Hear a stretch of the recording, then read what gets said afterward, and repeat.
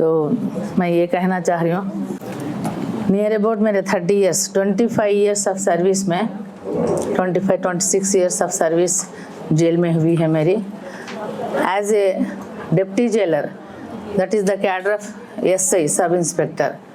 Jail में deputy jailer कहते हैं। वहाँ से मेरा शुरुआत हुई। फर्स्ट जेल में आते वक्त 1 साल का ट्रेनिंग रहता है, उसमें short put, long jump, high jump, ये कामयाब होने के बाद रिटर्न टेस्ट होता है। उसके बाद 1 ईयर ट्रेनिंग में 12 सब्जेक्ट्स होते हैं, गन शूटिंग, कराटे, योगा, ये सब चीज़ों में हम जब कामयाब हो जाएंगे तब वो लोग जेल में हमको मतलब पोस्टिंग देंगे, क्योंकि हर नमूने के कैदी जेल में रहते हैं, हर तरह के।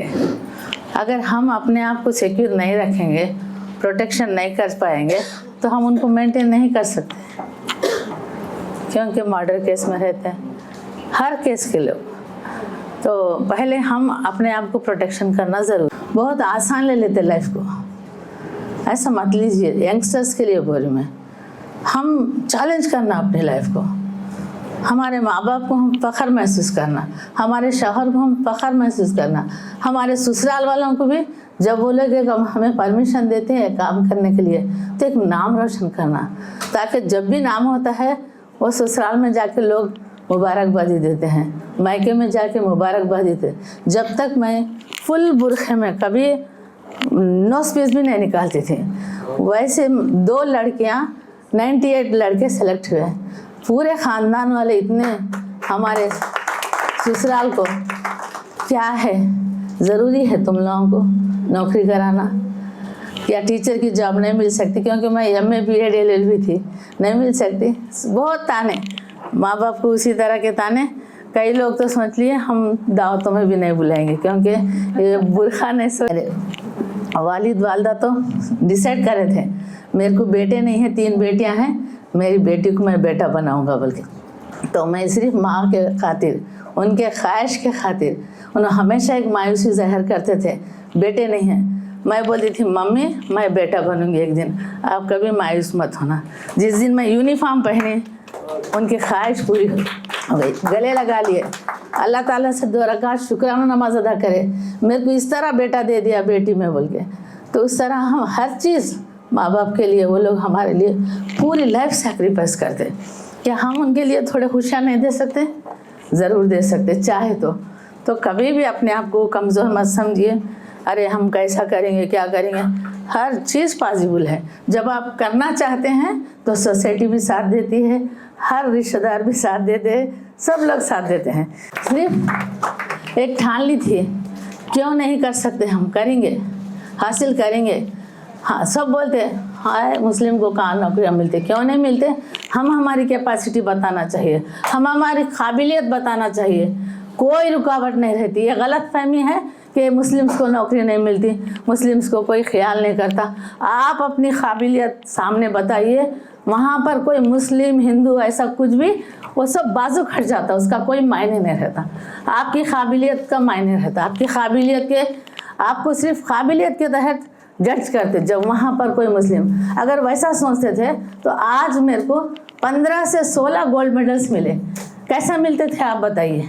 अगर मुस्लिम है बोल के अगर नहीं देते थे तो नहीं मिलते थे, सिर्फ काबिलियत पे। जब काबिलियत रहती है तो कोई कास्ट, कोई ऐसा कोई मायने नहीं रखता, ज़रूर देना ही पड़ता है उनको। उतना ही नहीं, मैं कैदियों के लिए फर्स्ट टाइम इन इंडिया एक पेट्रोल पंप डालने का होम मिनिस्टर से परमिशन लेके चंचलगुड़ा जेल के बाजू डाले। सब जो है सो इतना एग्नेस्ट थे, बशीरा बेगम को क्या हो गया, अक्ल नहीं है, कैदियों के साथ पेट्रोल पंप चलाते पूरे। उन्हें 2-4 रुपये लेके, लाख रुपए लेके भाग गए तो क्या करते, क्योंकि चोरा है, वो सब चोरी करे सवाल है। लेकिन मैं उनको सालों से देखी हूँ, मैं उनको तब्दील करी हूँ, उनको रिफॉर्म करी हूँ, उनको एक बेटियों की तरह देखी हूँ। तो मेरे को एक भरोसा है ये लोग कभी फिर जाके वहाँ चोरी नहीं करते। मैं बोली सर अगर चोरी करे, कुछ गलत हुआ तो आप उसी दिन जो पनिशमेंट देना है मेरे को दीजिए, क्योंकि मैं उन लोगों के ऊपर से आपको एश्योरेंस दे रही हूँ। तो इमीडिएट परमिशन दे दिए। 25 कैदियों के साथ हर केस में चोरी, डकैती। एक तो कैदी नियर अबाउट 45 केसेस चोरी के थे, उसको रिफॉर्म करें हम। उसके हाथ में लाखों के पैसे थामे, लेकिन वो कभी नहीं गई। जब हम सामने वाले पर भरोसा करते, जब सामने वाले को हम एक रिफॉर्म करने का हमारा जो जुस्तजू है, जज्बा है बताते, तब वो भी रिफॉर्म होते और हमारे ऊपर भरोसा रखते। लेकिन हम उनको चोरों के चेहरा ही देखेंगे, हो गई गलती एक बार। ऑलरेडी बहुत बड़ी कहावत है, हर एक को मालूम है, hate the crime not the criminal. Crime को आप वो करिए, लेकिन क्रिमिनल को एक छोटी सी गलती हो जाती, हर इंसान से होती। ये नहीं कि आज हम नहीं पकड़े गए, चोर नहीं है या नहीं तो कुछ केस में नहीं है। अगर कोई छोटी चीज़ से पकड़े गए, उसको एक बार करे तू चोर है, तू चोर है, और बड़ा बन जाता, उसके बाद और बड़ा, उसके बाद बहुत बड़ा क्रिमिनल बन जाता। जब सोसाइटी में आता है ना, हमें उसको क्रिमिनल बनाते हैं।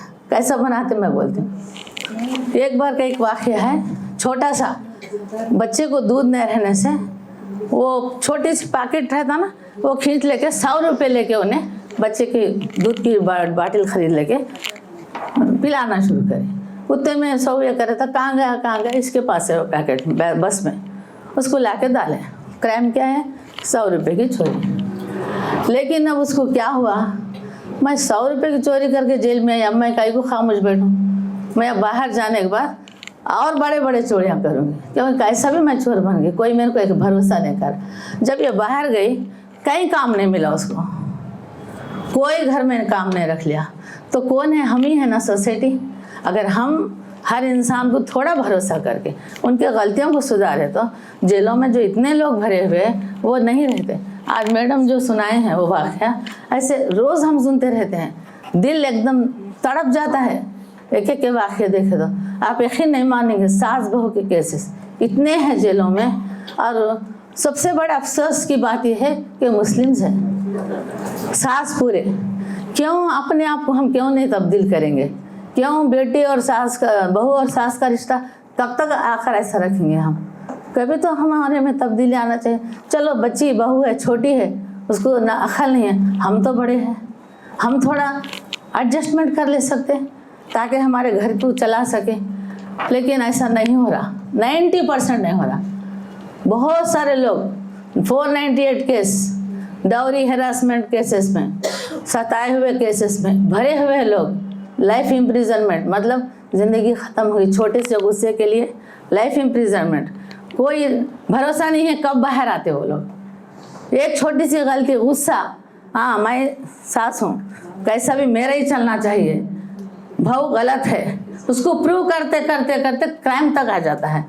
तो मैं यही कहना चाहती हूँ, ऐसा नहीं, थोड़ा हम भी थोड़ा एडजस्टमेंट होना चाहिए। कल एक ज़माने में हम भी बहू थे, आज हम सास बने। हम जो बहू के टाइम पे जो परेशानियाँ उठाए हमें मालूम रहता, तो उन चीज़ों को हम समझ के हमारे बच्चों को थोड़ा समझदारी से लेकर चलना चाहिए, तो ये क्राइम कम होता। ये मेरा एक ओपिनियन है। और एक डाउरी हेरासमेंट केस में जो भी आते वो बोलते मेरे ससुरे बहुत अच्छे थे, मेरे सास की वजह से मैं आई। तो जेंट्स में एक एडजस्टमेंट है, एक समझने का वो है, मादा है, और वो लोग इतना जल्दी रिएक्ट नहीं होते। कोई अगर बोल दिए आपके ऐसे है बहू बोलते, वो लोग रिएक्ट नहीं होते। सास को अगर कोई बोल दिया अरे आपकी बहुत ख़त्म है, वो बात दिमाग में रहती हर जगह, कैसा टॉर्चर करूँ मैं, कैसा ये करूँ, कैसा इसको गलत साबित करूँ। ऐसा हो रहा बहुत सारे थीसिस। मेरे को बहुत शौक़ है केस स्टडीज़ बनाने का। तो केस स्टडीज़ जब बनाती हूँ, छोटे छोटे लड़कियाँ, मासूम लड़कियाँ, सिर्फ एक बार अनजाने में कोई भी बोल देता चलो हैदराबाद हम अच्छी नौकरी दिलाएंगे, वो लोग बगैर माँ बाप को बोले सीधा हैदराबाद आते। यहाँ आने के बाद उनसे प्रोस्टिट्यूशन कराया जाता। आप सोचिए, एक गलती की वजह से। लेकिन अगर माँ बाप, अगर सोसाइटी वो लड़की को प्रोटेक्शन दिए, तो क्या नेक्स्ट टाइम वो काम करेगी? ऐसा नहीं। हमारे सोसाइटी में और ताने मार के उसकी बेटी फलानी जगह चलेगी, ऐसा होगा। उसको सिर्फ एक को, माँ बाप को और ये आदमी को, दोनों को ही मालूम रहता है वो किस्सा, लेकिन तीसरा आदमी पूरे गांव में मशहूर कर देता है वो किस्सा। तो वो कौन है? हम ही हैं। तो हमारे में तब्दीली आना ज़रूरी है। अगर आज क्राइम कम होना चाहिए, क्रिमिनल्स को रिफॉर्म होना चाहिए बोल, तो पहले हमारे में तब्दीली आना चाहिए, तब क्रिमिनल्स रिफॉर्म होते हैं। जब तक हमारे में तब्दीली नहीं है, जब तक कोई क्रिमिनल रिफॉर्म नहीं होता। बहुत सारे प्रोग्राम्स है, सोसाइटी को मालूम नहीं है। जेल बोल तो मारना तोड़ना, दाल खाना खिलाना, ऐसा भी नहीं है। अब बहुत चेंजेस आ गए, क्योंकि जनरेशन गैप आ रहा, ऑफिसर्स भी नए थॉट्स, नए ओपिनियंस के आ रहे। तो हम भी चाहते कि वो एक ह्यूमन बीइंग है। क्रिमिनल बाद में, first of all they are human beings, we have to respect them. उनकी प्राइवेसी को हम रेस्पेक्ट देना चाहिए।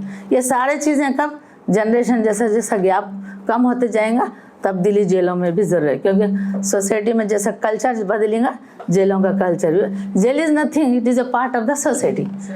एक बड़े दीवार रहता है, लेकिन it's a part of the society में कैसा है, वहाँ पर भी वैसी है। लेकिन कुछ चीज़ वहाँ पे नहीं कर सकते, जैसा liberty, cartel of the liberty, मतलब आप घर में आप 10 बजे तक सो जाते, वहाँ पे कुछ भी ऐसा नहीं। 4:30 बजे उठना पड़ता, गिनती होती, योगा होता, उसके बाद सब सफाई होती, उसके बाद स्कूल को जाना, इंडस्ट्रीज को जाना, 12 का खाना 11:30 को खाना। घर में हम 12 का खाना 2 बजे खाते, फिर शाम का खाना 5:30 को खाना, 6 बजे लॉकअप में जाना, टीवी देख लेना, मेडिटेशन करना, सोना। ये ऐसा एक इंतज़ाम रहता। जैसा अब इन्हों आए, एक लड़की भी, एक औरत भी इनसे बात करने के लिए राजी नहीं है। वो लोग क्या समझते हैं, हमारा पूरा बाहर लिख दे के हमारी वैल्यू ख़त्म कर देते, सोसाइटी में हम मशहूर हो जाते, ये क्राइम करे बोल के। कोई आने को राजी नहीं। अगर 100 में से 1-2 रहते नोटोरियस हार्डकोर क्रिमिनल्स, वो लोग सुधरते नहीं, और माहौल को बिगाड़ते रहते। वैसे लोगों के ऊपर थोड़ा क्या है, स्ट्रांग रहना पड़ता, थोड़ा सख्ती बरतना पड़ता। तो वो 1-2 सिचुएशन को लेके बाहर क्या पुकारा होता, ऐसा करते वैसा करते, ऐसा कुछ भी नहीं।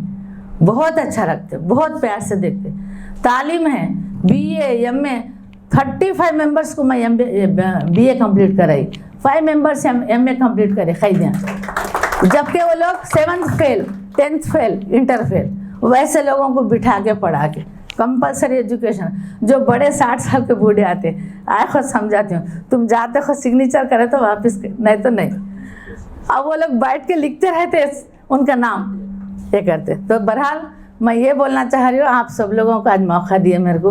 बड़े बड़े बहुत मैडम्स है, डॉक्टर्स है, हाँ, मैं बहुत छोटी अदना बशीरा बेगम कुछ देर में बात कर सकी आपसे। बहरहाल बहुत बहुत शुक्रिया आप सबका, और ख़ास करके हमारे प्यारे डॉक्टर अजीज़ुन्निसा बेगम तो एक इंस्पायरिंग लेडी है सोसाइटी के लिए, क्योंकि इतना ज्ञाप आने के बाद इतने शौक़ से सुबह होते ही चमकता चेहरा लेके, किताबें लेके स्टूडेंट के जैसा जेल में आते थे। इतना प्यारा दिखता था। मैं इनकी स्टोरी सुनने के बाद सबको बुला के आप लोग कोई गड़बड़ नहीं करेंगे, उनको इंटरव्यू देंगे, क्योंकि वो लोग एक इंस्पिरेशन है। ये उम्र में आके एक स्टूडेंट के जैसा किताब ला के बैठ के पूरा लिख लेंगे, नहीं समझ में आए तो मेरे करने आके, तो ये बहुत इंस्पायरिंग लेडी है। माशाल्लाह हर वुमेन को इस तरह सोसाइटी में आगे बढ़ना चाहिए, मकाम हासिल करना चाहिए, सोसाइटी को तब्दील करना चाहिए, और हमारे ख़ानदान को, मायके और ससुराल को बहुत फ़ख्र महसूस करने का मौका देना चाहिए। Thank you.